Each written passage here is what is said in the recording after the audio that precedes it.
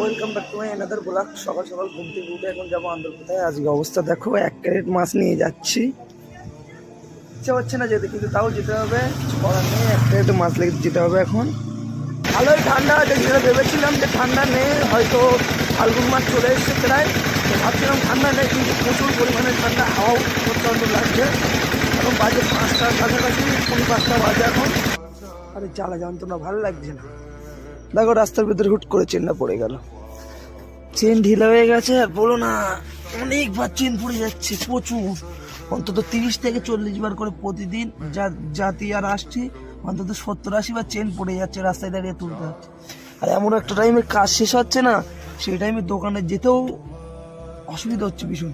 4টের দিকে 3:30টার দিকে কাজ শেষ হচ্ছে, দোকানে যাবোটা কখন? তো চেনটা তুলে নিয়ে দেখো চেন পড়ে গেছে,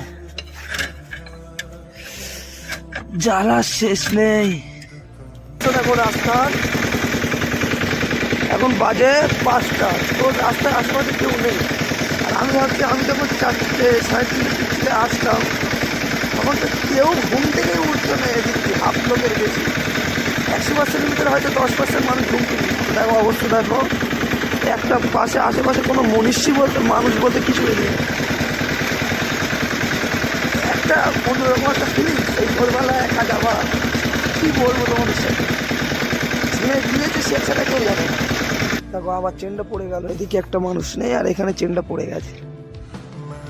কি বলবো এই ভ্যানের অরিজিনাল কথা কি হয়েছে বলো, এই যে ঝালাইটা ছিল না, এখানে যে ঝালাইটা ছাড়িয়ে গেছে, তো বারবার চেন পড়ে যাচ্ছে। এদিকে এত অন্ধকার, তারপরে পড়বি পর এখানেই পড়েছে।